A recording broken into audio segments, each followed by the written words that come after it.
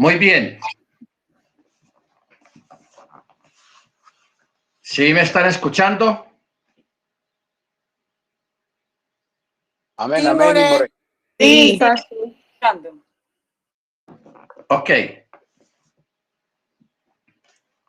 Vamos a continuar, hermanos. Yo quiero que anoten todas estas citas que vamos a tener acá, porque vamos a mirar un tema, una parte muy importante y que va a aclarar y a despejar muchas cosas acerca de la divinidad. Amén. Bendito su nombre. Bueno. Estamos en lo de Simsum. Simsum. Y aquí vamos a entender ya otros detalles muy importantes acerca de esta parte. El concepto del Simsum, que fue desarrollado por un rabino, Yitzhak Luria, quien dijo que Hachén, infinito en su esencia, para que los dos mundos, o sea, el mundo celestial y el mundo terrenal, emergieran primero redujo de sí mismo.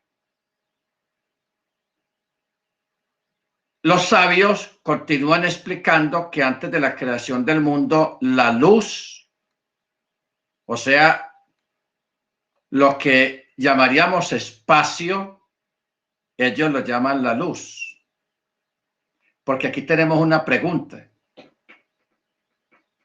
Si el Eterno creó el espacio y el tiempo, ojo con esto, si el Eterno creó el espacio y el tiempo,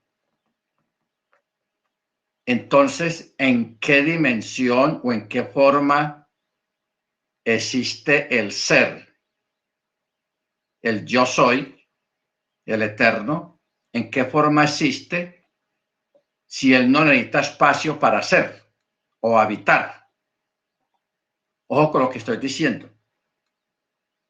Tenemos que tener en cuenta que el Eterno creó el espacio, o sea, el vacío, esto que nosotros vemos, que usted mueve la mano y crea como viento, eso es espacio. Y el espacio fue creado. O sea, este espacio nunca ha existido. Siempre no ha existido, sino que fue creado en un momento determinado de la creación, que fue prácticamente lo que primero creó el Eterno, un espacio, un vacío. Eso está en Génesis 1:2. Ahora, si el Eterno creó el espacio, entonces, ¿en qué forma es Él o habita Él? No, de pronto decir la palabra habitar, de pronto no entra aquí en este razonamiento, porque cuando hablamos de habitar, estamos hablando de alguien que está ocupando un espacio. Y estamos hablando de una criatura, de un ser, de una esencia que es el Eterno, que él no necesita espacio para habitar, porque él creó el espacio. Si él creó el espacio, entonces, ¿qué es él? Entonces los sabios lo llaman la luz divina. Entonces, por eso dice, la luz divina se contrajo para dar lugar a la creación del mundo, porque la misma creación no podía contener la presencia absoluta de Yahweh. Esto hay que hablarlo, hermanos, despacio, porque son cosas muy complicadas que el Eterno nos ha permitido tratarlas en esta noche y en estos días. Los sabios lo llaman la luz. Vamos a razonar bien las cosas. El Eterno creó el espacio y el tiempo. Si Él creó el espacio y el tiempo, entonces, ¿en qué esencia o en qué dimensión o qué es Él en sí? No podemos preguntar, entonces, ¿dónde habita Él? Porque no podemos preguntar eso. Porque para poder decir dónde habita, tendríamos que hablar de espacio. Y Él creó el espacio, o sea que Él es algo, el Eterno es una naturaleza, es un ser, es una esencia que trasciende el espacio y el tiempo. O sea, para Él el espacio y el tiempo le es inherente. ¿Qué quiere decir la palabra inherente? No le importa. No tiene nada que ver con Él. El tiempo y el espacio, porque Él creó eso. Entonces, por eso los sabios a Él lo llaman la luz, porque así lo llamó Juan. Y así mismo dijo Yeshua, que Él es la luz. Se da cuenta que aquí no estamos hablando de algo raro o extraño. Yeshua, Él mismo dijo, yo soy la luz.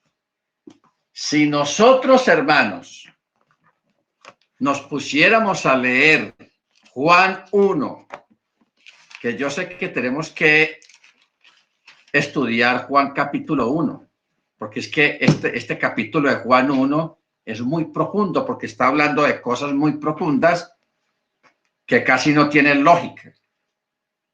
¿Ok?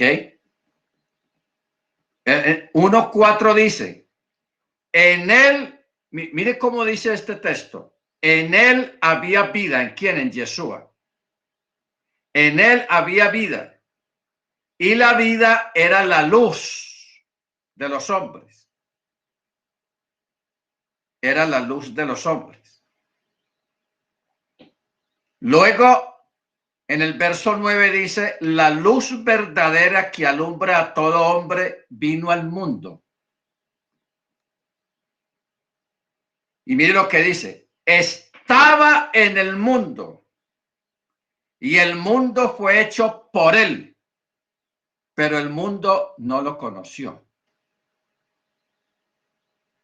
O sea, la luz, la esencia, el ser, vino al mundo. Y aquí estamos leyendo muy claramente, hermanos, que hay que ir a la escritura nos confirma la argumentación y las palabras. ¿Ok? Entonces, por eso dice, la luz verdadera que alumbra a todo hombre al venir al mundo, estaba en el mundo y el mundo fue hecho por él, pero el mundo no lo conoció. A lo suyo vino y los suyos no lo recibieron. ¿Ok? Entonces, hermanos, en el verso 4 está hablando de la vida y dice que la vida era luz o es la luz. Por eso es que cuando vamos a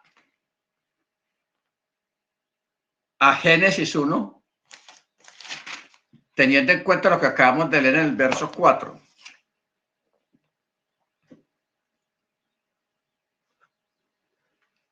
Génesis 1:3, mírelo usted en su Biblia, que esto es muy tenaz. Génesis 1:3 dice, entonces dijo Elohim, haya luz, y hubo luz. Entonces uno se pregunta, ¿y qué luz es esa? Si lo que produce luz, que es el sol, o sea, lo que nos da luz a nosotros, que es el sol, está en el día cuarto. En el día cuarto, dice el texto en el verso 15, dice, verso 14, dice, y dijo Elohim, haya lumbrera en la expansión de los cielos para diferenciar entre el día y la noche, y sirvan para señales y para los moedim y para días y años, y sean por luminarias en la expansión de los cielos para alumbrar sobre la tierra. Y fue así. Está hablando del sol y la luna. Pero el sol y la luna fueron creados en el cuarto día de la creación. Y la luz fue creada en el primer día, al principio de todo. O sea, cuando el Eterno creó el espacio, porque lo primero que él creó fue el espacio. Lo que pasa es que aquí en la Torá fue escrito de una forma como más humana, más entendible para las mentes finitas. Verso 2 dice: y la tierra llegó a estar desolada y vacía, y había tinieblas sobre la faz del abismo, y el espíritu de Yahweh se cernía sobre la faz de las aguas. ¿Ok? Luego en el verso 6 dice: haya expansión en medio de las aguas y separe las aguas de las aguas. Espacio. Creó espacio. Bendito su nombre. Entonces, ahora sí vamos entendiendo ese concepto del Simsum, o sea, de que el Eterno se encogió en su esencia, en su naturaleza, para crear el universo. Ese fue el primer encogimiento. Él creó un espacio, un vacío dentro de su propia esencia, y en ese vacío creó el universo, creó el espacio y creó el tiempo. Esa fue la primera reducción. Luego, más adelante, vamos a ver otras reducciones. La más reconocida de todas es cuando se hizo carne, cuando el verbo se hizo carne, o sea, el Eterno en su esencia se redujo y habitó en un cuerpo humano de unos 65, unos 70 de estatura. No sabemos qué estatura tiene Yeshua. No podemos decir tenía, sino que tiene, porque Yeshua vive. Yeshua está ahí, hablando del cuerpo humano. Él está en un lugar en los Chamaín. Bendito sea su nombre.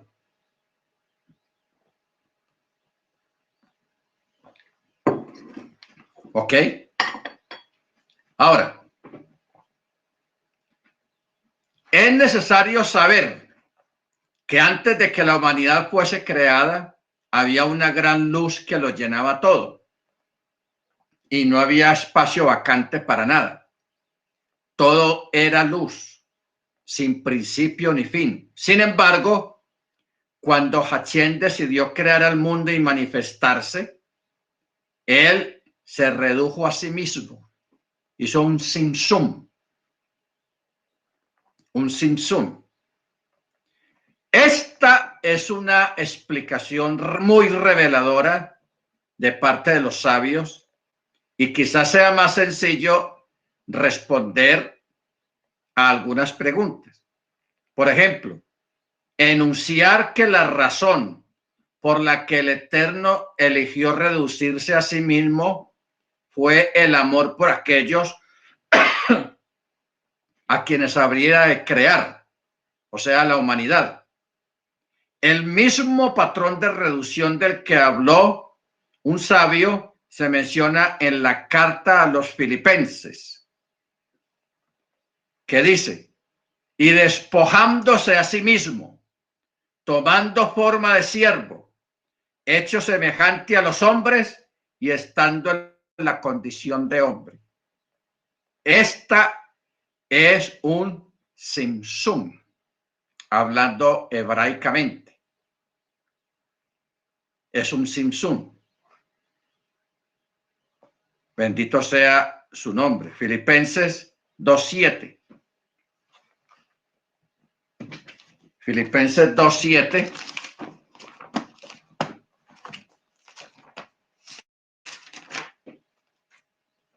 Dice: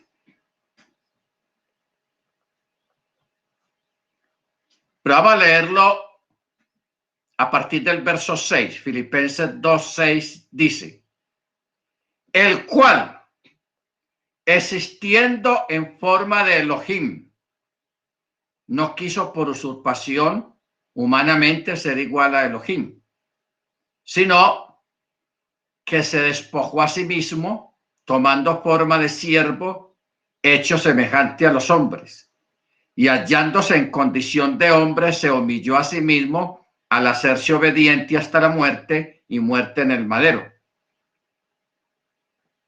¿Ok? Muerte en el madero. Entonces, aquí está hablando de ese simsum, de la manifestación del Eterno a través de Yeshua, o en la forma de Yeshua. El verbo se hizo carne. Muy bien.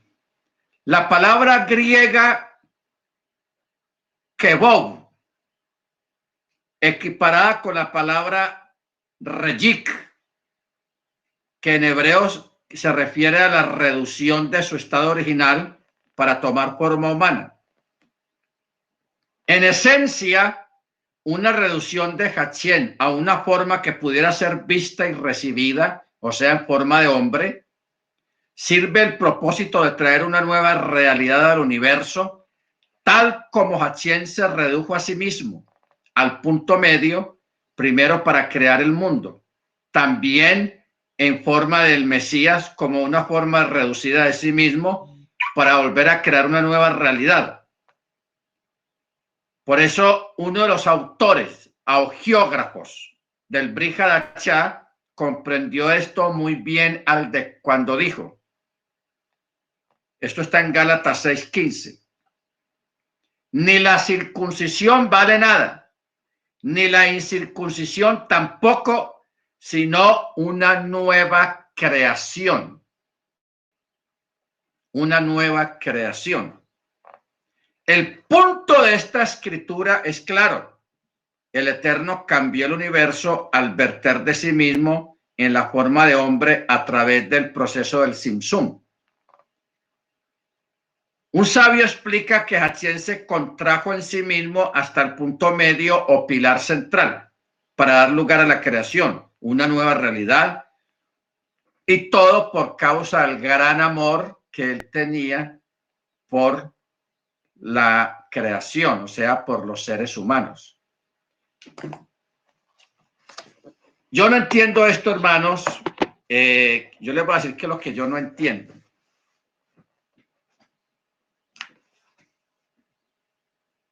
El Eterno amó al ser humano antes de haberlo creado.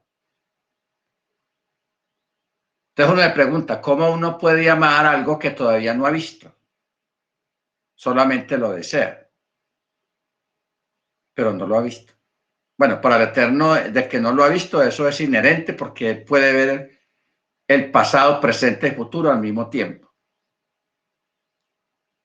Pero la gran pregunta y lo que yo digo que no entiendo es por qué, cómo el Eterno nos amó aún antes de comenzar a crear el mundo. ¿Cómo hizo Él para hacer eso? De crear, de amar al hombre, de amar al ser humano antes de crearlo. Y para Él hacer semejante hazaña, Él hizo todo aquello de contraerse, de reducirse a sí mismo en esencia. Ahora sí vamos a entender una cosa, hermanos.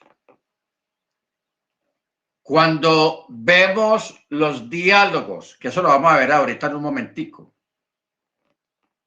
cuando a través de un ángel, a través de una voz, a través de algo, especialmente de un ángel, de una teofanía, el Eterno se acerca al ser humano. Y esa teofanía o esas teofanías es el mismo Yeshua. O sea, una de las contracciones del Eterno para manifestarse a la raza humana, a la gente, al ser humano, fue a través lo hizo por medio del Mesías, que en aquel tiempo no era llamado Mesías, porque la profecía mesiánica, la mención del Mesías vino más adelante. ¿Ok? Vino más adelante. Ahora, cuando miramos, hermanos, este texto cuando habla de esta realidad de la creación. Nos preguntamos, ¿qué dice la Biblia hebrea acerca del Simsum? Porque es que explícitamente no hay, bueno, el único texto explícito que yo veo es este de aquí, el de Filipenses 2:7, cuando dice que se despojó a sí mismo, tomó forma de siervo, se hizo semejante a los hombres y estando en la condición de hombre, hizo lo que hizo. ¿Ok? Eso es, este es el único texto sin sum, o sea, de la reducción explícito que hay en la escritura. Pero ahorita vamos a mirar otros más bien implícitos, pero este es muy explícito. Filipenses 2:7.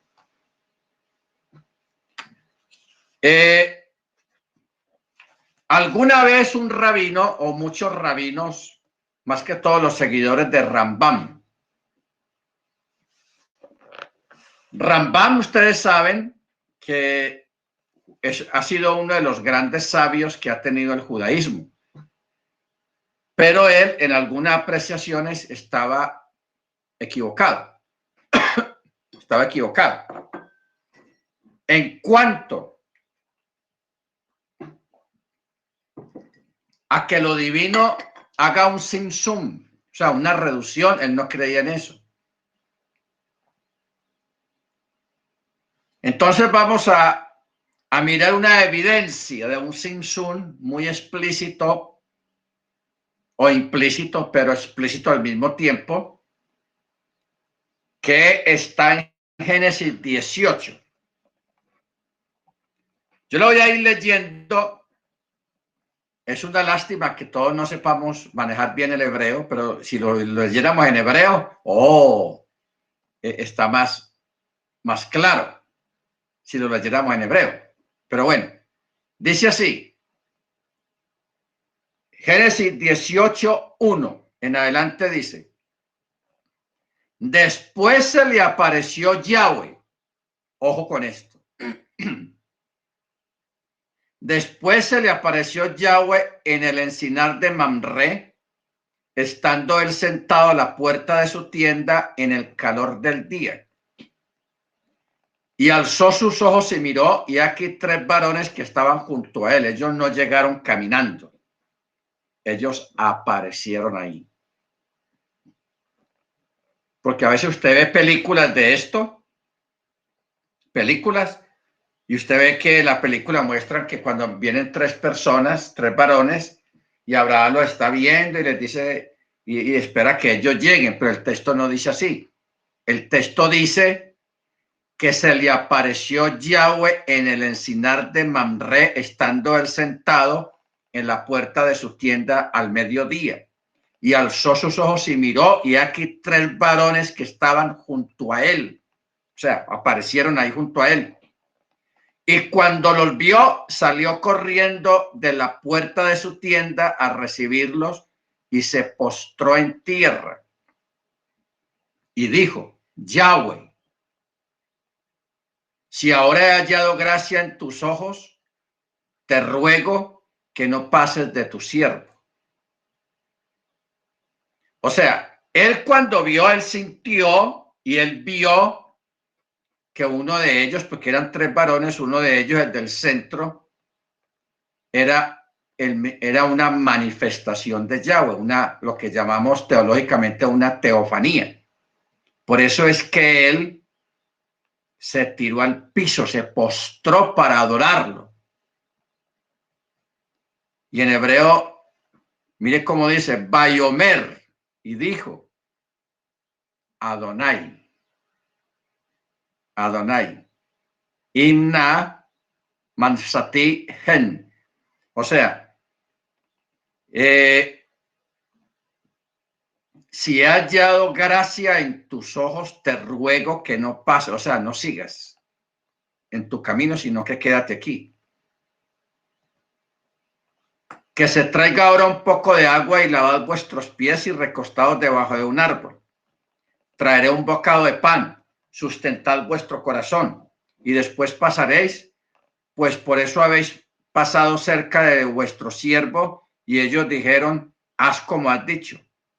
Entonces Abraham fue deprisa a la tienda de Sarai y le dijo, toma pronto 3 medidas de flor de harina y amasa y haz panes cocidos debajo del rescoldo. Aquí hay un detalle con este texto que tiene que ver con Pesach, y es de que ella hizo aquel pan sin levadura, porque había que hacerlo rápido. Por eso Abraham dice, fue deprisa y le dijo, toma pronto 3 medidas de flor de harina y amasa. Y corrió Abraham a las vacas y tomó un becerro tierno y bueno y lo dio al criado y éste se dio prisa en prepararlo. O sea, esta acción que hay acá, hermano, es pura profecía. Pura profecía. Primero, el matzá, los panes sin levadura. Luego el becerro, o sea, que significa la vaca roja. El becerro. ¿Ok? Luego tomó también mantequilla y leche y el becerro que había preparado y lo puso delante de ellos, y él se estuvo con ellos debajo del árbol y comieron los 4. Y ellos le dijeron, ¿dónde está? O él le dijo, ¿dónde está Sara tu mujer? Y él respondió, está ahí en la tienda. Entonces dijo, de cierto volveré a ti según el tiempo de la vida, y aquí que Sara tu mujer tendrá un hijo. Y Sara escuchaba a la puerta de la tienda que estaba detrás de él. Y Abraham y Sara eran viejos, de edad avanzada, y a Sara le había cesado ya la costumbre de las mujeres. Se rió pues Sara entre sí diciendo, después que he envejecido, ¿tendré deleite siendo también mi señor ya viejo? Entonces Yahweh, porque así dice el texto, Vayomer Yahweh. Vayomer Yahweh, diciendo, Lemoer Achub Eleija. ¿Hay para Yahweh alguna cosa difícil? Al tiempo señalado volveré a ti, y según el tiempo de la vida, Sara tendrá un hijo. ¿Ok? Entonces Sara negó diciendo, no me reí, porque le dio miedo. Y él dijo, no es así, sino que te has reído. En este recuento de este impresionante encuentro entre Abraham y Yahweh, claramente dice que Yahweh se le apareció en forma humana, porque el texto lo dice. O sea, ahí no está haciendo alguna alusión. Entonces, esta porción, hermanos, toda la vida ha puesto en problema a los judíos, a los sabios judíos, a los nominales. ¿Ok? Los ponen problemas a ellos. ¿Por qué? Porque ellos siempre han enseñado que es imposible que el Eterno se pueda manifestar de esa manera. Para ellos es imposible. Imposible. Por eso es que hay que tener mucho cuidado con a quien escucha usted. De rabinos judíos en internet, porque la gran mayoría de ellos no creen y tienen problemas con esta porción, tienen problemas con Isaías 53, tienen problemas con muchos textos de la Biblia y ellos los evitan e inventan midrases acerca de eso, porque por ejemplo Maimónides, que es uno de los grandes comentaristas rabínicos, como él no cree en esto, Maimónides dice que eso fue una visión, que eso es lo que le pasó a Abraham, que se le aparecieron tres y todo eso, que eso fue una visión, un sueño, una revelación. Pero el texto no dice en ninguna parte que haya sido una visión, ni siquiera en el Brit Hadashah, ni siquiera los profetas, ni siquiera Pablo, ni siquiera el mismo Yeshua dijo, vea, eso que pasó allá, eso fue una visión de Abraham, eso no fue literal. Hermanos, el relato está muy claro, eso fue algo literal.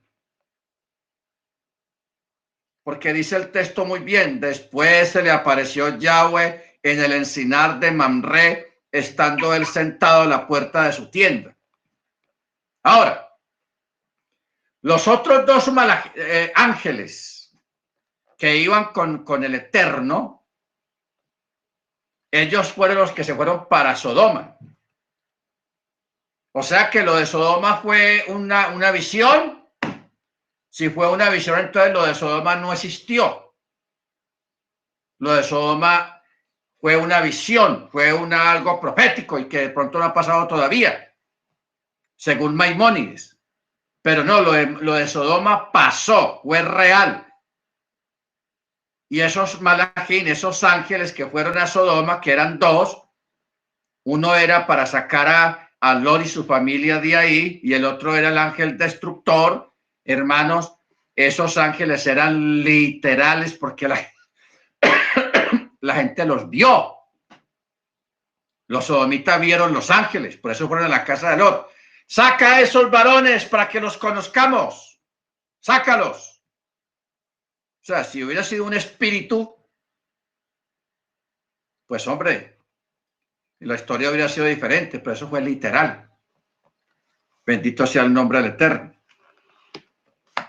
Entonces, por eso hay que tener cuidado. Maimónides, él dice que el encuentro que Abraham tuvo con los tres mensajeros fue una visión, un sueño profético. Eso no es así.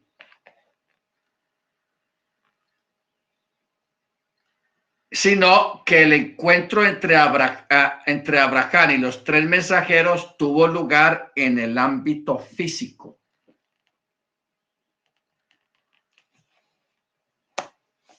O sea, es muy importante, hermanos, uno sentarse, por ejemplo, a buscar textos claves de la teofanía, de la manifestación, del Simsum de Yahweh. Buscar esos textos y luego ir a los comentarios rabínicos, a ver qué dijo Rachi, qué dijo Maimónides, qué dijo Abarbanel. Y ahí se da cuenta, hermanos, que la mayoría de ellos no aceptan. ¿Por qué no lo aceptan? Por Yeshua. O sea, ellos mismos engañan a su gente, a sus lectores, a sus oidores. Los engañan todo por negar la existencia y por negar que Yeshua sea divino. Nada más por eso. Por negar eso, trastornan toda la Biblia, trastornan toda la escritura hebrea, inventando cosas y negando cosas que son innegables, que son obvias. Bendito sea su nombre. ¿Ok? Ahora, luego, en uno de los versos también, que está muy claro, que dice, entonces Yahweh dijo a Abraham, ¿por qué se ha reído Sara diciendo, ¿será cierto que dará luz siendo ya vieja? Y ahí el texto, hermanos, está escrito el tetragramatón. ¿Ok? Está muy claro. Dijo, entonces Yahweh dijo a Abraham, ¿por qué se ha reído Sara?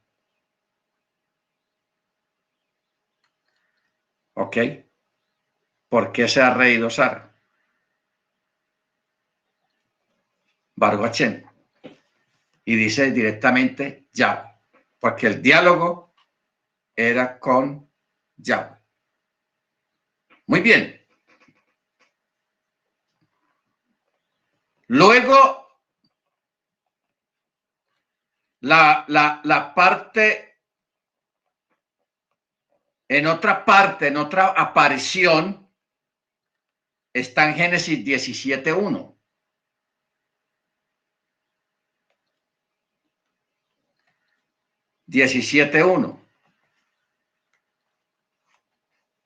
Que dice, era Abraham de edad 99 años cuando le apareció Yahweh, ojo, Yahweh, y le dijo, yo soy el Elohim todopoderoso, anda delante de mí y sé perfecto.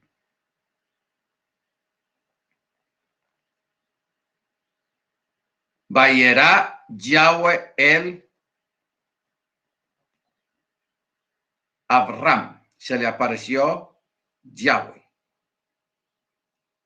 Dice directamente Yahweh, no dice que un ángel, no, Yahweh.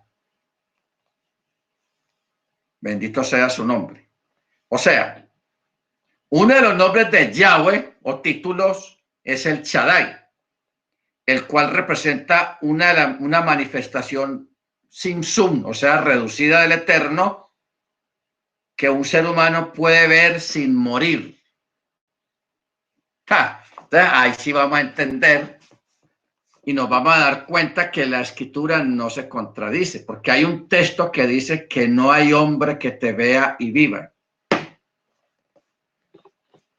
Por eso el Eterno, al contraerse, al ser un sinsum, entrar dentro de un cuerpo humano, ¿ok? La persona puede decir que vio a Yahweh y no murió. ¿Quién dijo esa palabra? Uno de los profetas. ¿Se acuerda? ¡Ay de mí! Porque he visto a Yahweh y he podido vivir. O sea, quedé vivo. Baruch Hashem. Varias personas lo hicieron así. Bendito sea el nombre del Eterno. Entonces, esto, hermanos, es muy diciente. Muy diciente. ¿Ok? Baruch Hashem. Ahora, vamos a otro simsum. Está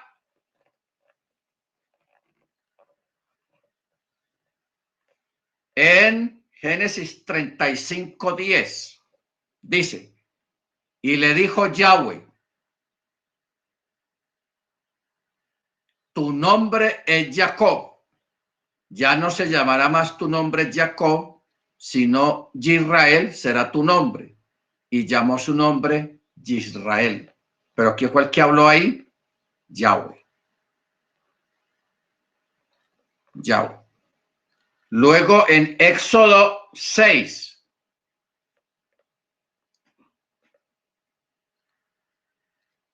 No, en Génesis, no, perdón. Génesis, el mismo verso 11, 35:11 de Génesis dice, también le dijo Yahweh, yo soy el Elohim omnipotente, o sea, el Shaddai, crece y multiplícate.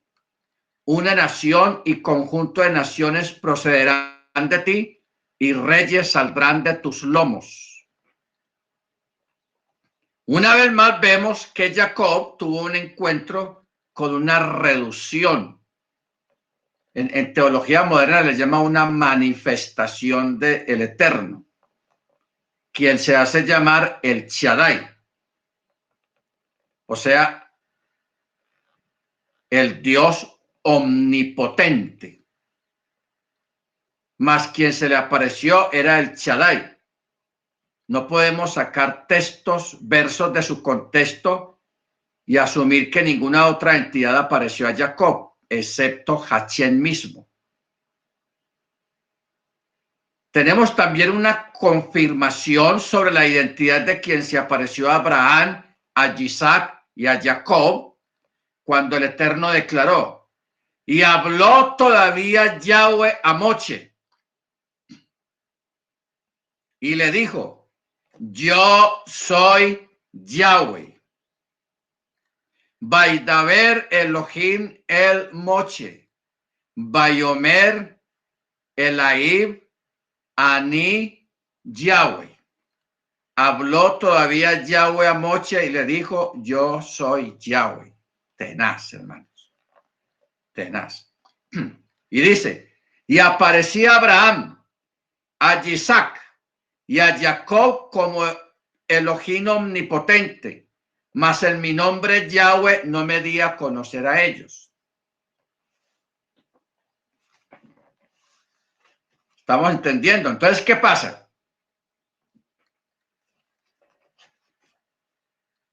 Estas son reducciones o simsum del Eterno para hablar con los patriarcas o con las matriarcas. Porque una mujer que tuvo el privilegio de tener una manifestación de Yahweh, un simsum delante de ella y que lo vio con sus ojos, pues Sara. Porque Sara estaba ahí. ¿Ok? Bueno. Vamos a mirar algunos simsum, o sea, manifestaciones. Malach Adonai, o sea, el ángel de Yahweh. Génesis 16, 7 al 13. El Elohim que ve. Génesis 16, 13. El nombre de Yahweh. Éxodo 13, 21. Príncipe del ejército de Yahweh. Josué 5, 14. Paz, Shalom, Jueces 6:24. Richón Bejarón, o sea, el primero y el último, Isaías 48:12. El Goel, o sea, el Redentor, Isaías 48:17. El Kadosh de Israel, o sea, el Santo de Israel, Isaías 54:5. El Elohei Kol Haaretz, o sea, el Señor de toda la tierra, Isaías 54:5. Mochía, no Machía, sino Mochía, Salvador, Isaías 63:8. Malach Panav, o sea, príncipe del rostro, Isaías 63:9. Machía, o sea, el Mesías. Ojo con estas pronunciaciones, porque aquí yo he visto mucha gente, hermanos, en raíces hebreas enredadas con los nombres. Mochía, ojo, Mochía en hebreo quiere decir Salvador. Machiach es el Mesías. Y Yeshua quiere decir Yahweh salva, o sea, el que salva. ¿Ok? El que salva. Ben Elohim, hijo de Yahweh, Salmo 2:7. Melech Tebel, rey de la tierra, Salmo 2:8. Adón, amo y Yahweh, o Señor. Adón, Salmo 110. Cuando usted lee, por ejemplo, Miriam, que fue la primera que vio a Jesús resucitado, ella en un momento dado, cuando lo reconoce a Yeshua, ella dice Adoni. Adoni. Esa palabra, hermanos, es igual, es la misma palabra que Abraham dijo cuando se inclinó delante de Yahweh, cuando Yahweh se le apareció. Él también dijo Adoni. Shmi Adoni. O sea, es como una forma en confianza de dirigirse a la divinidad, pero en confianza. ¿Ok? Por ejemplo, cuando Jesús estaba en el madero, el hombre estaba en el madero ya abandonado, hay una palabra que él dijo ahí, él dijo papito. como algo así como Adoni, papito. ¿Ok? O sea, es una expresión en confianza. Muy bien. En la historia de la atadura de Isaac, usted sabe qué es la atadura. La atadura no es que lo amarraron, no. La atadura es cuando Abraham puso sobre las piedras del sacrificio a Isaac. Eso los judíos lo llaman la atadura. Por eso dice, en la historia de la atadura de Isaac, leemos que el Shaddai es a veces conocido como el ángel de Yahweh, porque representa la misma entidad. Por eso dice el texto, entonces el ángel de Yahweh le dio voces desde el Chamaín y dijo a Abraham, Abraham, y él respondió, heme aquí. Y dijo, no extiendas tu mano sobre el muchacho ni le hagas nada, porque ya conozco que me temes o que temes a Yahweh, por cuanto rehusaste a tu hijo, tu único, de mí. Aquí el ángel, este ángel, utiliza la palabra hebrea mimeni, que literalmente significa de mí, ya que él se identifica como una manifestación reducida de Yahweh mismo. El ángel de Yahweh, el Shaddai, son la misma manifestación de Hashem en forma humana. Por eso también leemos en el libro de Josué. Dice, estando Josué cerca de Jericó, alzó sus ojos y vio un varón que estaba delante de él, el cual tenía una espada desenvainada en su mano, y Josué, yendo hacia él, le dijo, ¿eres de los nuestros o de nuestros enemigos? Y él respondió, no, mas como capitán. Aquí en esta parte dice la palabra capitán. Pero si uno lee en el texto hebreo, dice zar. Zar, o sea, príncipe. El traductor en esta forma puso la palabra capitán, pero en el texto hebreo dice Bayomer lo can ani char, más como príncipe. Y él le dijo, no, ki ani zar, más como príncipe del ejército de Yahweh he venido. ¿Qué hizo Josué ahí? Hizo lo mismo que Abraham, o sea, Josué se dio cuenta quién estaba ahí al frente de él. ¿Qué fue lo que hizo Josué? Cayó sobre su rostro en tierra y se postró y le dijo, ¿qué dice mi Adonai o mi Señor a su siervo? ¿Ok? ¿Qué dice Yahweh a su siervo? O sea, Adonai. En el verso 13, el individuo es identificado como un varón. Y en el siguiente verso se le llama príncipe del ejército de Yahweh. Josué se postró ante él, lo cual representa una forma de adoración. Josué entendió quién estaba delante de él.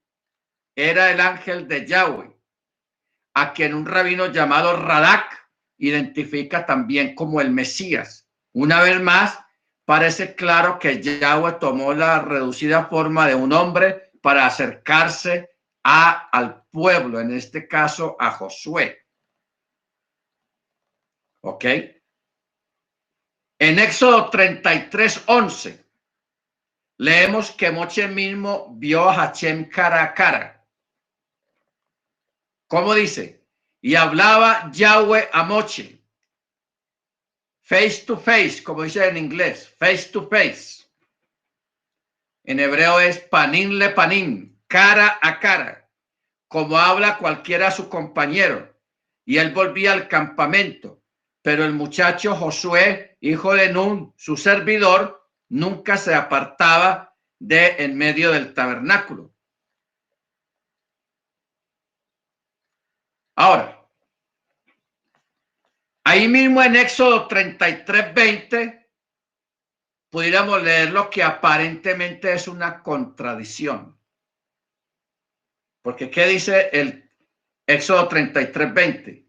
Dijo más, no podrás ver mi rostro porque no me verá hombre y vivirá.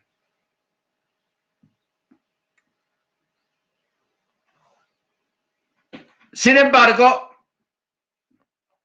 si sabemos que la escritura es verdad, debemos poder reconciliar estos dos textos aparentemente opuestos que se encuentran en el mismo capítulo, pero Moche mismo declaró, Yahweh no es hombre para que mienta, ni hijo de hombre para que se arrepienta. Y luego dijo, y no hará, habló, y no ejecutará. La solución es muy simple y hermosa al mismo tiempo. El Shaddai, quien apareció a Moche, este nombre representa la manifestación de Yahweh, que en ocasiones toma la forma de un hombre. Debemos de reconsiderar seriamente la declaración de Rambam, o sea, Maimónides, que dice que Yahweh no podía tomar forma humana. Eso es lo que cree Rambam, que eso contradice muchos textos que hay en la escritura donde vemos las manifestaciones, o sea, las teofanías o los simsum o las reducciones, como usted ya lo quiera llamar, hermanos, porque tiene muchos nombres. Bendito sea su nombre. ¿Ok?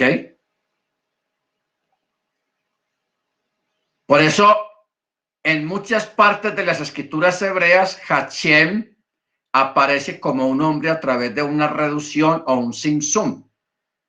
Esto no quiere decir de ninguna manera que la fe mesiánica adore la imagen de la forma de la reducción por sí misma, sino es Hashem quien redujo de sí mismo para acercarse a nosotros en la forma de un hombre por su gran amor y misericordia. Hashem, bendito sea su nombre, puede tomar la forma que él elija, mientras no destruya o transgreda todo lo que él mismo ha dicho. Por ejemplo, aún en el Shema vemos un remés de que Yahweh es uno, pero que al mismo tiempo puede manifestarse de diferentes maneras, ya que su nombre se repite 3 veces en la oración del Shema. Por eso dice, escucha, oye Israel, Yahweh nuestro Elohim, Yahweh uno es. Escucha, oh Israel, Yahweh nuestro Elohim,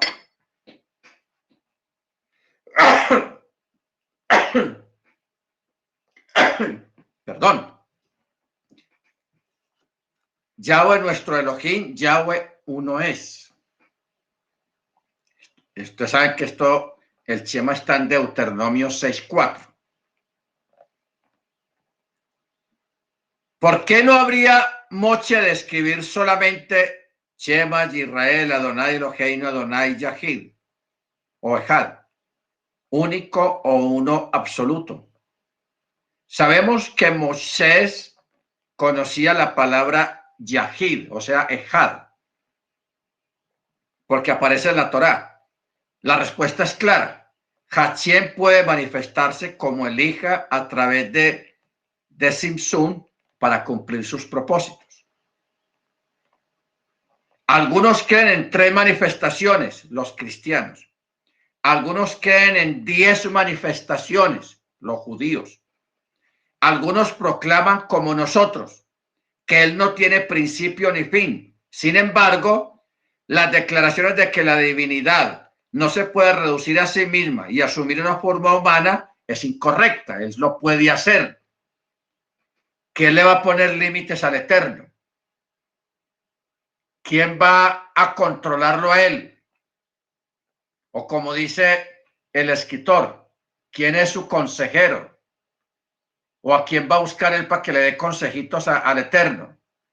Hermanos, él es soberano, él es absoluto, él es poderoso, él es sublime y él es dueño de toda la verdad, de todo conocimiento y de todo propósito en su voluntad. Bueno, ahora vamos a entrar a un texto de pelea, porque mucha gente ha tropezado en este texto, incluso aquí en este chat, pero a mí no me da miedo trazar la escritura o mencionar los textos, porque yo sé y yo entiendo que la escritura no se contradice. Todo tiene su aplicación, su explicación, su contexto, etcétera, etcétera.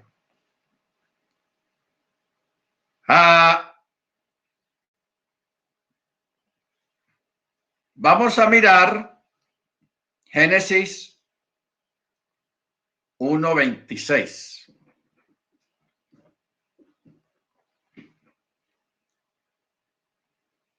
Entonces dijo Elohim, hagamos al hombre a nuestra imagen, conforme a nuestra semejanza, y señoree los peces del mar, las aves de los cielos, las bestias en toda la tierra y en todo animal que se arrastra sobre la tierra.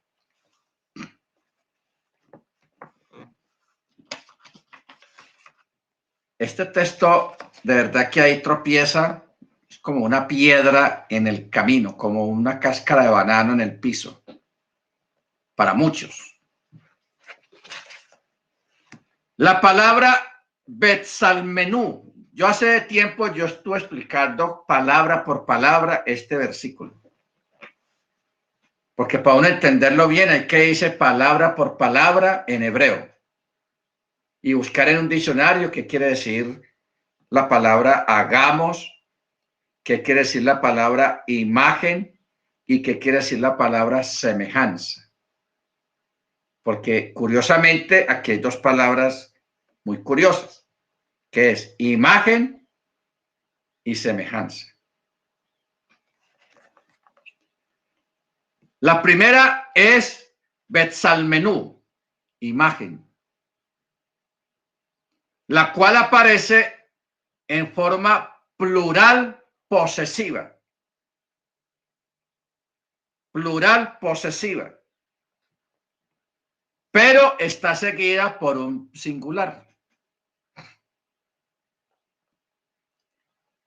¿Qué es lo que quiere decir? Pero está seguida por un singular.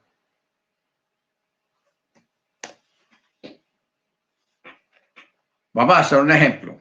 Génesis 1. Génesis 1 dice, en el principio creó Elohim los cielos y la tierra. Es lo mismo. Primero está la palabra singular. Creó. Y luego está la palabra Elohim, que aparentemente, supuestamente es un plural de divinidades, de personas. Ya explicamos la vez pasada que no es un plural de personas o divinidades. No, es otro tipo de plural. Entonces, ¿qué es lo que quiere decir o cómo entendemos ese texto de Génesis 1? Si hubieran varias personas creando allá, el texto tendría que decir, en el principio crearon Elohim los cielos y la tierra. Cuando habla de cielos, sí hay un plural. Y cuando habla de la tierra, un singular. O sea, hay una sola tierra. pero hay muchos cielos. Por eso dice Chamaim, cielos. Y Elohim es un plural majestático. Pero uno de los verbos, que es la palabra creó, la clave está ahí. Si dijera crearon, en el principio crearon Elohim los cielos y la tierra. Allá ahí si uno dice, bueno, hay que desenredar la pita, pero dice creó. Entonces, ¿a dónde nos lleva esto, hermanos? Nos lleva a pensar y analizar de que nosotros tenemos que aprender la jerga hebrea. Nosotros no podemos leer la Biblia, que es un documento hebreo, con mentalidad latina o inglesa. Usted no puede leer la Biblia como lee el castellano. O sea, lo que es gramática y todo eso, no se puede, hermano. No se puede. Imposible. Ni tampoco leer la Biblia con gramática en inglés. Tampoco. Tampoco. El hermano Álvaro, que maneja súper bien el inglés, a ver quién más. Bueno, aquí no está. La hermana Niurka. La hermana Niurka también debe manejar buen inglés. Saben muy bien que el hermano Álvaro, la hermana Niurka, que cuando uno va al texto hebreo, el texto hebreo tiene una gramática muy diferente a la gramática en inglés y a la gramática en castellano. Entonces, ¿por qué tropieza tanto la gente con la Biblia?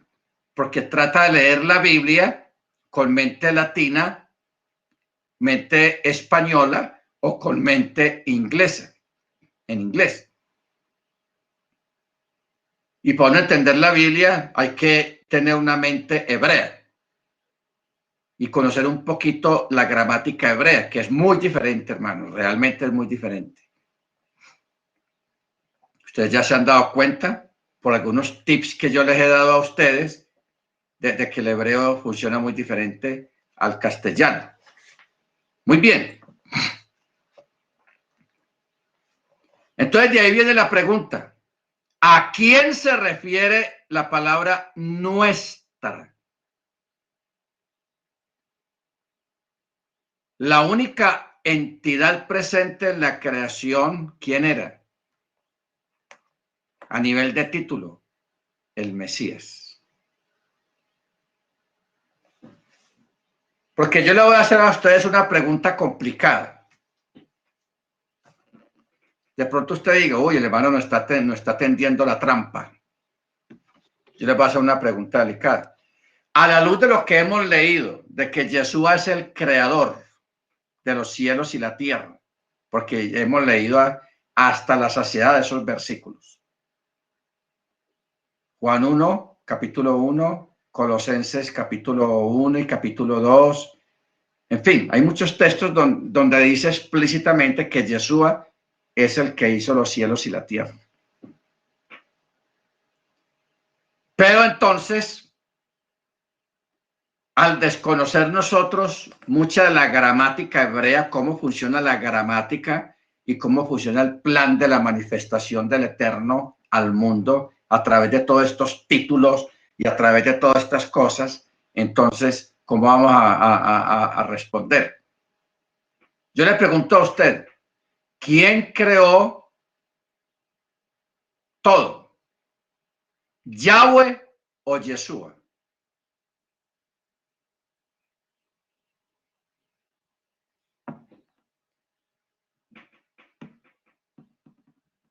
¿Quién creó todo?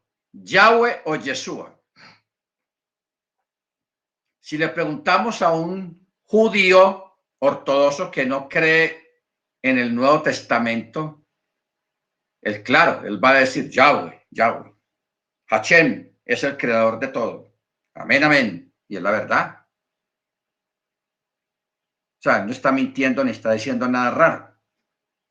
Si le preguntamos a un creyente en Yeshua que tiene el Nuevo Testamento en la mano,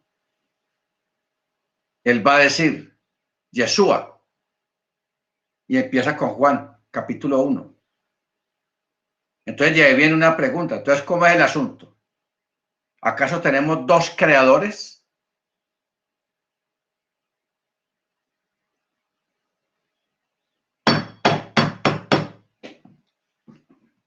A ver, yo quiero escuchar algún comentario. Porque ahorita les voy a mostrar dos textos, hermanos, que usted va a decir, ¡oh! ¡My goodness! Dos textos. A ver, hermana Jennifer. Bueno, More, yo me queda muy claro, muy claro desde la clase pasada del Zoom, que es el creador en el espacio en sí mismo. ¿Quién lo creó? Él, obviamente, el Eterno en su presencia, si lo vemos como tal, nos morimos, no hay quien lo resista. Pero quien creó todo fue Yeshua, porque es Yeshua, el mismo Dios. O sea, él no hay espacio. Es Yeshua, tanto que él se crea como nosotros, creó al hombre a imagen y semejanza, porque ya en sus planes, él ya planeaba venir en Yeshua HaMashiach como nosotros, para que lo conociéramos, para dar la palabra, para dar la divinidad, para que él vea la esencia, para rectificar el mandamiento, para todo lo que vino. ¿Quién creó todo? Pues Yeshua HaMashiach, en el mismo Yahweh, el creador. Ese es mi comentario, More. Amén, hermana. Bendito sea el nombre del Eterno. A ver, alguien que quiera responder también, porque les tengo una sorpresita.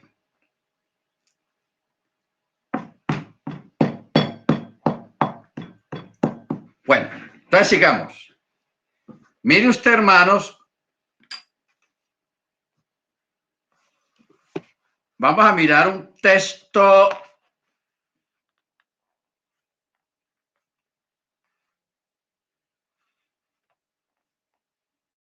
que está en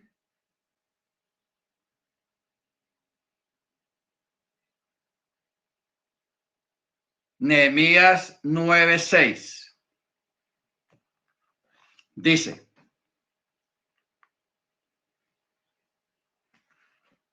tú solo eres Yahweh. Atahu Yahweh. Tú solo eres Yahweh.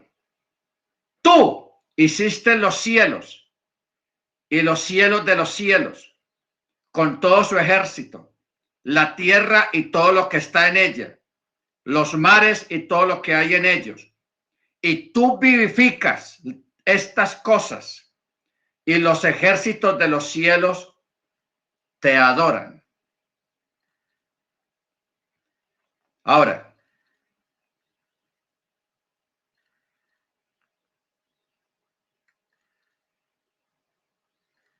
si miramos en Job 38:7, leemos que los ángeles aclamaban y aplaudían a Yahweh durante el proceso de la creación,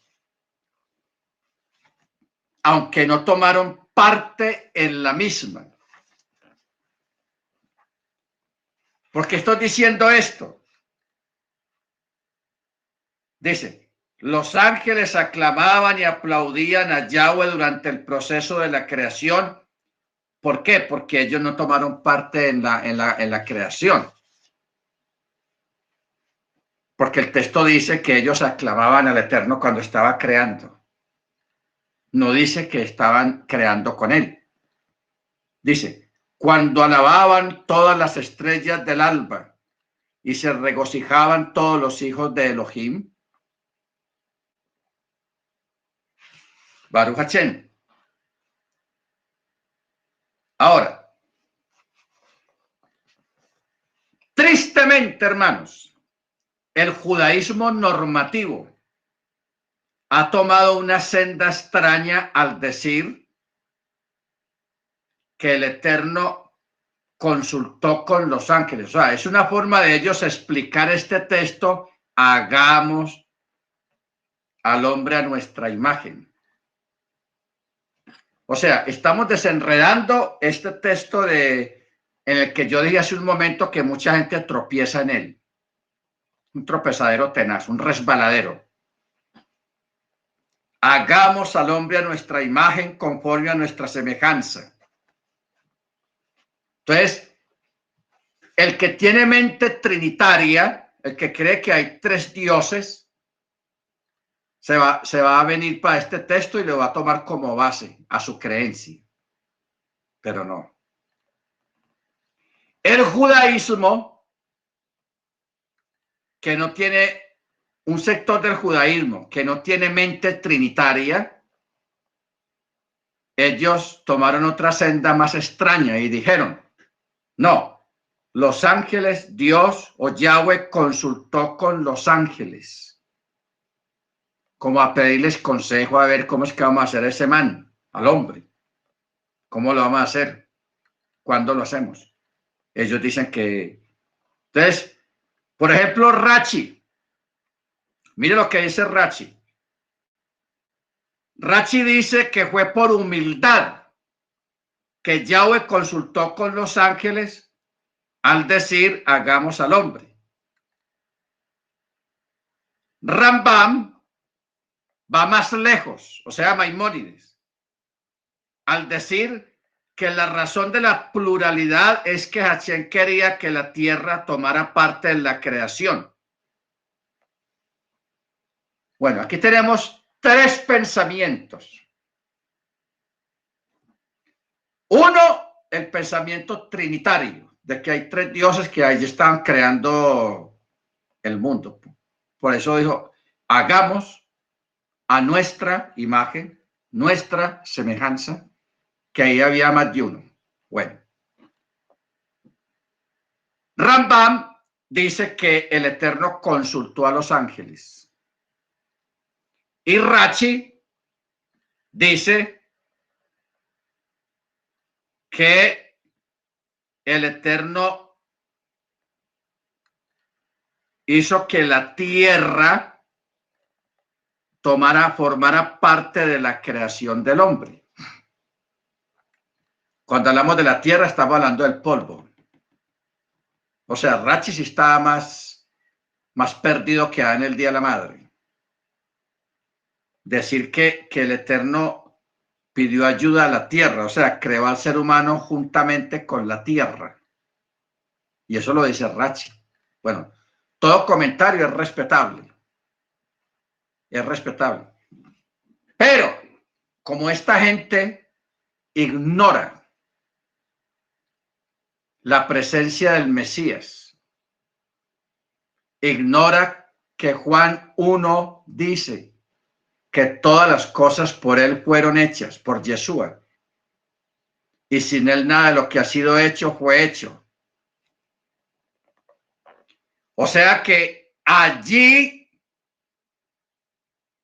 aunque era la misma esencia, Hashem, el que estaba creando, él lo estaba haciendo a través de la pluralidad de títulos, de acciones. Si no entendemos, ¿qué es lo que yo quiero decir con esa pluralidad de títulos y acciones? El Mesías es uno, porque la hermana Jennifer acaba de decirlo muy claro y no hay forma de rebatirle a ella eso, lo que ella dijo. Yeshua es el creador del cielo y de la tierra, que es el mismo Yahweh, que es el creador del cielo y de la tierra. Entonces, a nivel de títulos, ojo con lo que voy a decir, hermanos, para que usted me entienda bien. A nivel de títulos, aquí aparentemente hay dos creadores, siendo el mismo creador, pero tiene dos títulos: Hashem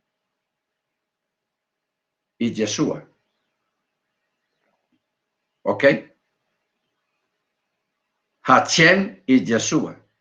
No que sean dos personajes, hermanos, pilas con eso. No que sean dos personas que están allá, haga esto, vamos a ver aquí. No, es una sola esencia. Hachien es en su esencia, aquel que se contrajo a sí mismo. Y Yeshua, que es la manifestación del que se contrajo. ¿Entendemos? Hachien, cuando hablamos de Hachien, del Eterno, estamos hablando de él en su esencia, aquel que se contrajo, el ser que se contrajo a sí mismo, que hizo un espacio dentro de sí mismo y en ese espacio hizo la creación. Pero él, dentro de esa contracción, lo hizo a través del Mesías, porque él en su esencia, él es tan grande, tan sublime, tan poderoso, tan destructor, que esa creación no soportaría su presencia. Acuérdate lo que dijo Salomón: los cielos de los cielos no te pueden contener. Tú, que habitas en la luz inaccesible. Ojo con eso, que habitas en la luz inaccesible. Entonces, ¿qué hizo el Eterno? Se manifestó en una forma de contracción por medio de Masaya, el Mesías, Yeshua. ¿Ok? Por eso es que el texto dice que Yeshua es el creador. Por eso el Antiguo Testamento, que no había sido revelado el nombre del Mesías, el Antiguo Testamento, los Salmos, Isaías, todos tienen que decir que es Yahweh el creador. Y Yeshua es el creador. Entonces, en apariencia, hay dos creadores en apariencia, pero nosotros sabemos que es una misma esencia. Entonces, mire la sorpresita. Amén. La sorpresita es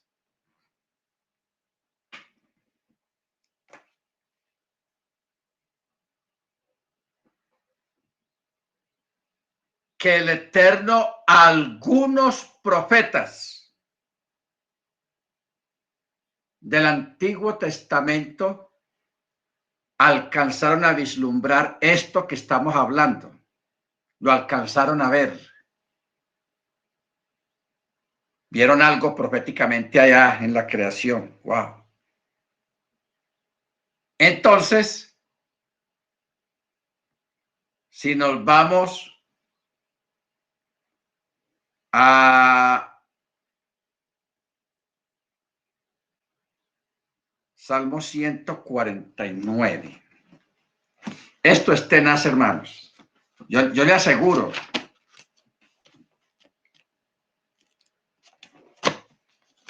que esto que estamos mirando, usted no lo había escuchado.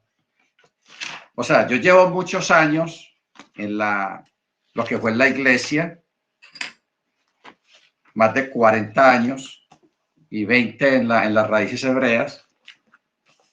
Y yo he escuchado muchos maestros y yo nunca había oído hablar de estas cosas que estamos viendo ahora. Hace años, yo tenía la idea, pero no sabía cómo expresarla, porque es que eso de enseñar, eso no es fácil. Usted puede tener la idea acá, pero sacarla por aquí, por la boca, a nivel de expresión, de palabras entendibles, es complicado. Es complicado. Por eso yo me identifico mucho con las hermanas, la hermana Jennifer, la hermana Grace, la hermana que son maestras, porque ya saben de qué estamos hablando, de qué estoy hablando. Ellas llevan años y años y años enseñando y eso, la enseñanza no es fácil. Bueno, Salmo 149.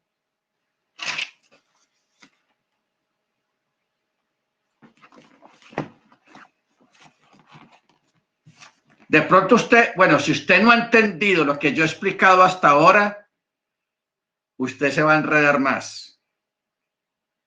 Pero si usted ya entendió, usted ya va a entender estos textos que yo le voy a leer. Porque son textos tenaces. O sea, yo antes de leerlo, yo vuelvo a repetir, hermanos.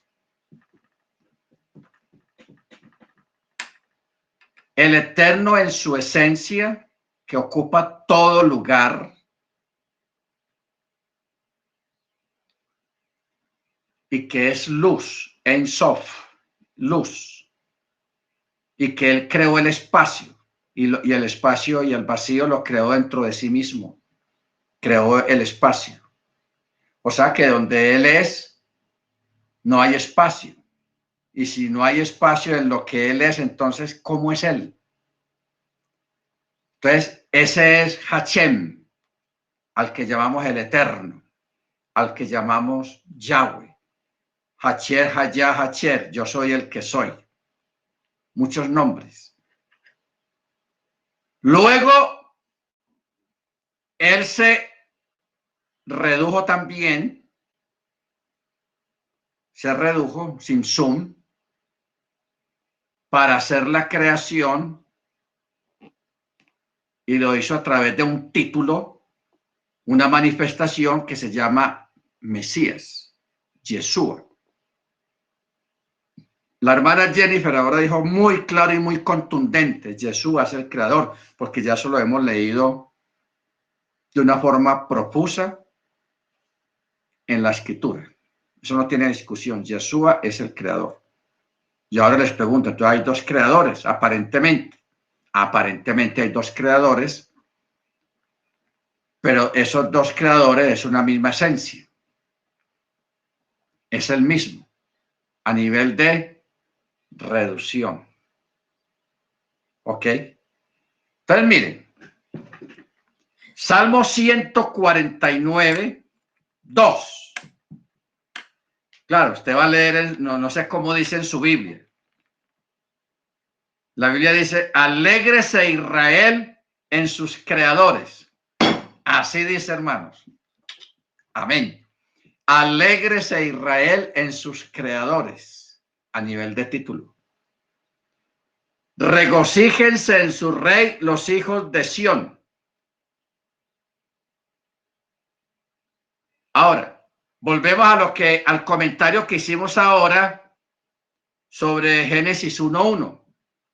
En el principio creó Elohim los cielos y la tierra. Dice la palabra creó. Pero aquí se está refiriendo hacia arriba y dice, alégrese Israel en sus hacedores, regocíjense en su rey. O sea, ya lo vuelve y lo simplifica en un singular. Y dice el verso 3, alaben su nombre con danza, cantadle con pandero y arpa. Ahí no dice alaben sus nombres con danza, no. Alaben su nombre con danza. Hay que aprender a leer la Torá, la Biblia.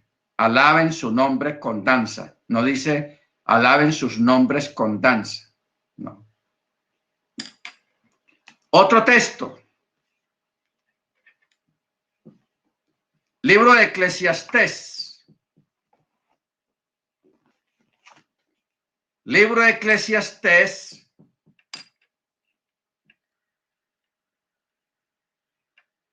Dice, acuérdate, todos conocimos este texto. Acuérdate de tu Creador en los días de tu juventud, antes que vengan los días malos y los años malos en los cuales diga, no tengo en ellos contentamiento. Ese texto muchos lo sabemos de memoria. Los que estuvimos de jóvenes en la iglesia nos repetían mucho ese versículo. Y uno se lo repetía a los jóvenes. Cuando uno lo evangelizaba les decía, mire, la Biblia dice, acuérdate de tu Creador en los días de tu juventud. ¿Cuál es el detalle? El detalle es que en el texto hebreo no dice acuérdate de tu creador, sino acuérdate de tus creadores. ¿Ok? Ahora, el Shema representa el fundamento de nuestra fe como israelitas.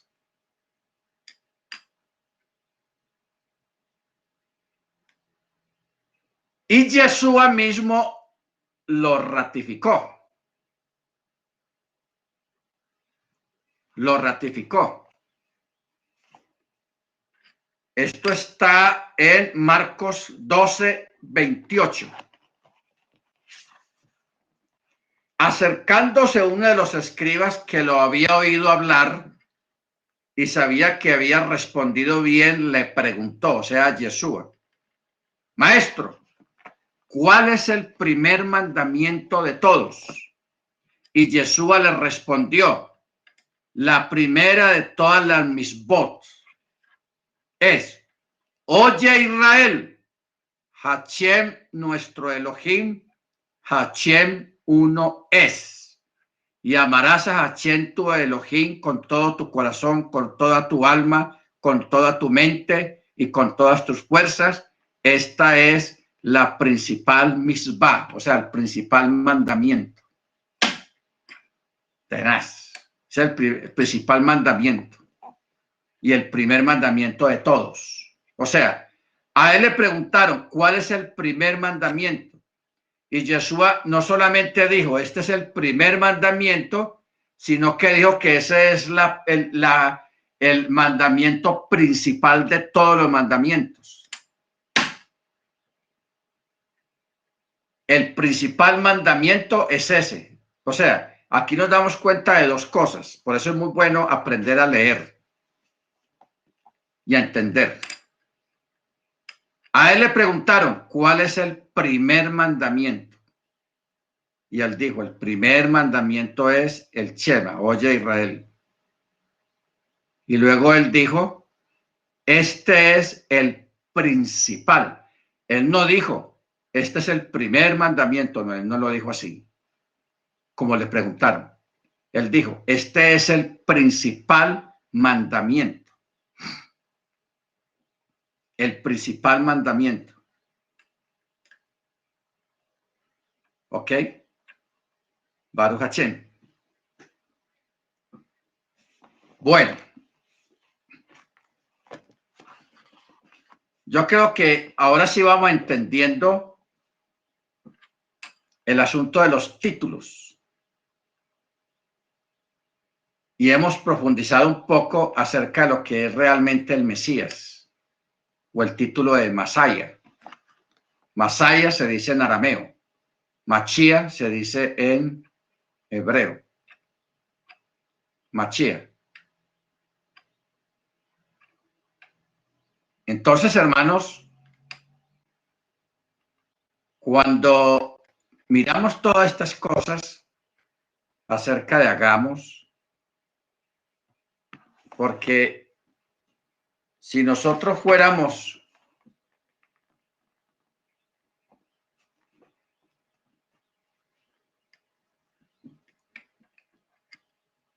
por ejemplo, la palabra imagen y semejanza. Así están escritas en castellano. La palabra imagen, Betsalmenú. Betsal. Pero si usted va al hebreo y dice,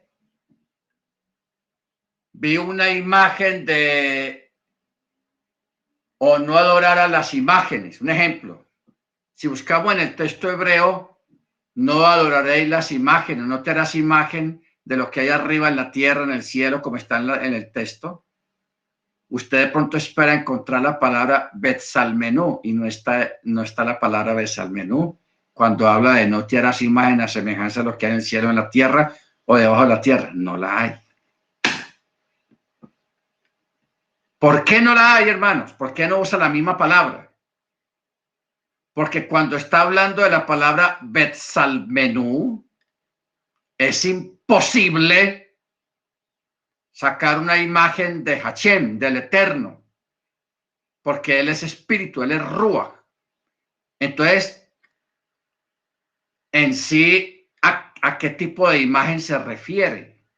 ¿Por qué usa otra palabra Betzalmenú? Porque no está hablando, hermanos, de una imagen física de parte del Eterno, sino de una esencia. Yo le pregunto a usted, ¿usted me puede mostrar su alma? ¿Usted me puede mostrar sus pensamientos? ¿Usted me puede mostrar su espíritu? Usted no puede mostrar ninguna de esas tres cosas. No se puede, imposible. ¿Cómo es el alma? Si el alma son las pasiones, los deseos, eso es el alma. ¿Y usted me puede mostrar cómo es su alma? No puedes. ¿Usted me puede mostrar su espíritu? Tampoco puedes. Un espíritu no se ve, ni se siente, ni se palpa, ni tiene olor. ¿Ok? Entonces, a eso se buscó esa palabra, Betzalmenú, y se trató de traducir a otro idioma y se puso la palabra imagen, pero no se usa la palabra imagen igual a como se usaría la palabra imagen en el mandamiento. No te harás imagen de ninguna cosa que haya en los cielos, en la tierra o debajo de la tierra. Esa palabra imagen sí está hablando de algo físico. O sea, basado en algo físico, un animal terrestre, un ave o cualquier otro objeto, no se puede, hay una imagen, hay un objeto del cual se puede hacer algo de muestra de ese objeto, como una fotografía, eso es una imagen, una estatua, eso es una imagen. Una estatua es una imagen de algo que se parece a algo o a alguien. Eso en nuestro idioma, pero en el hebreo, como no se encontró algo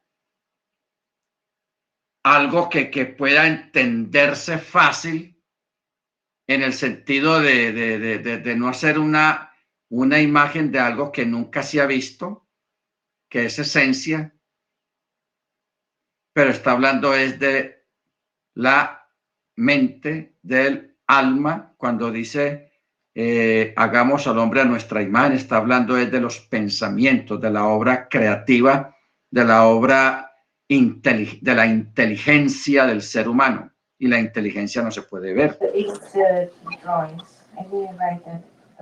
La inteligencia no se puede ver. Bendito sea el nombre del Eterno.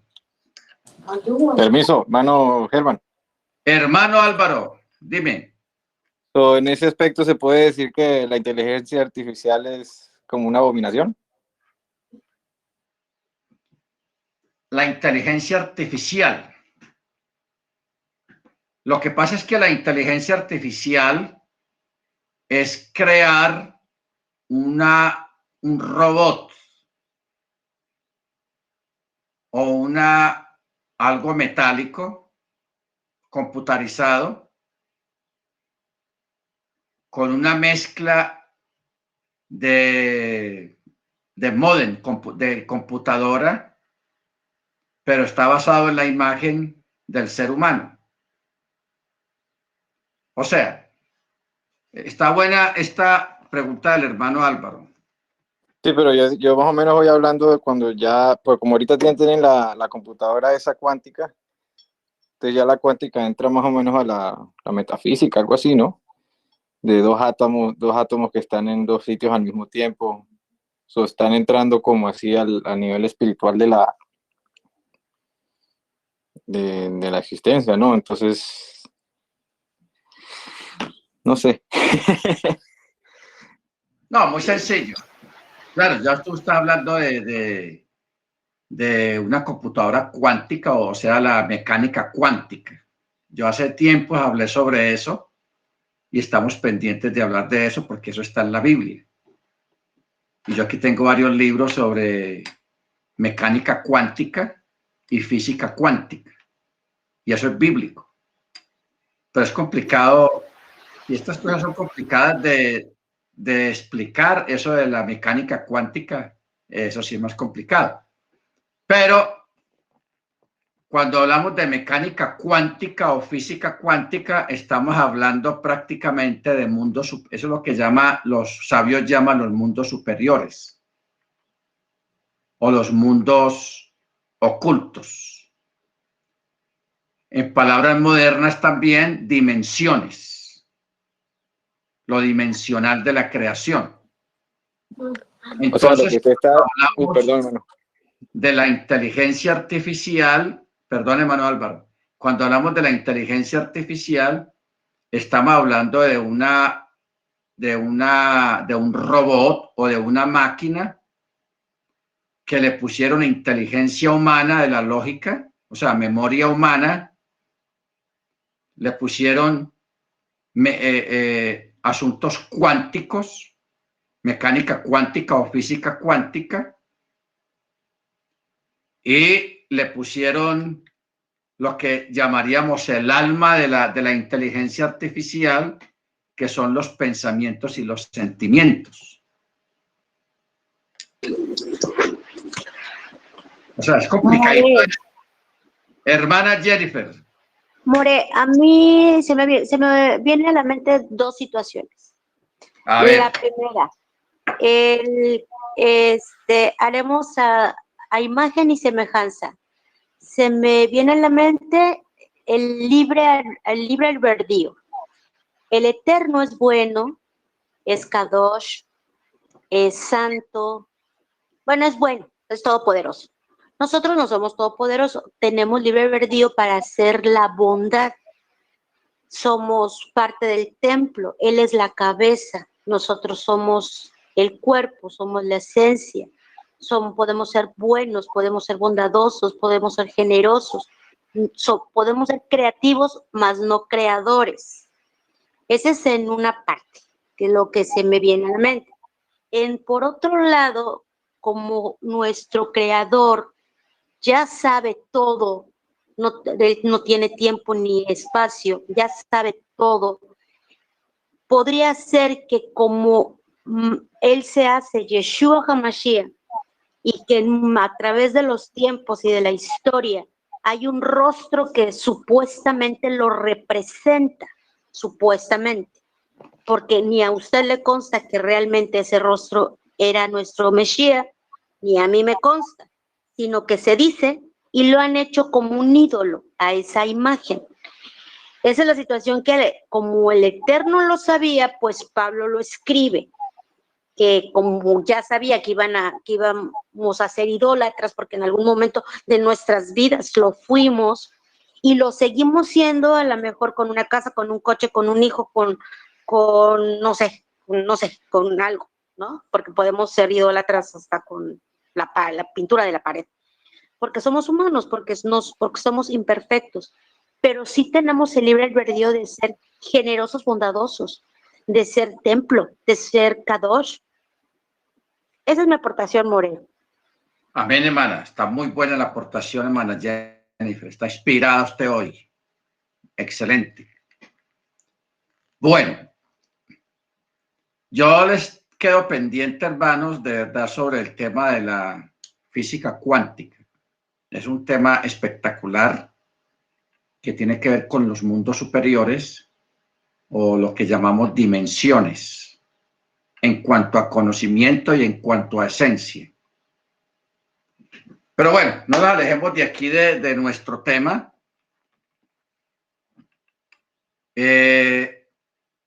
Yo para la próxima clase, sí me gustaría ampliar realmente qué quiere decir y a dar ejemplos textuales. En sí, ¿qué es Betzalmenú? O sea, imagen. Y la otra palabra es semejanza. Betzalmenú y Kidmutenu. No, Kidmutenu. Son dos palabras. Betsalmenú es imagen y Kidmutenu es semejanza. Kidmutenu y Betsalmenú, dos palabras claves que si nosotros las desglosamos en un diccionario nos van a dar unas explicaciones muy interesantes, porque es como el Eterno es espíritu, no podemos decir que vamos a hacer una imagen de Yahweh. El único que se atrevió a decir algo de imagen fue Pablo, pero estaba hablando de Yeshua, cuando dice que él es la imagen misma de su sustancia. Pero no dice sustancia, sino substancia, con B, substancia. Que eso es lo que vamos a mirar más claramente en la próxima clase. Vamos a parar aquí, hermanos, vamos a orar. Yo agradezco al hermano Álvaro, hermana Jennifer, por sus aportaciones aquí en esta clase, muy interesantes. Amén. Oremos, hermanos. Eterno, te damos gracias en el nombre de Adón Yeshua Hamashiach por la oportunidad que nos has brindado de estar delante de tu presencia. Gracias, Padre, por tu rajén, por tu bondad, por tu misericordia. Gracias porque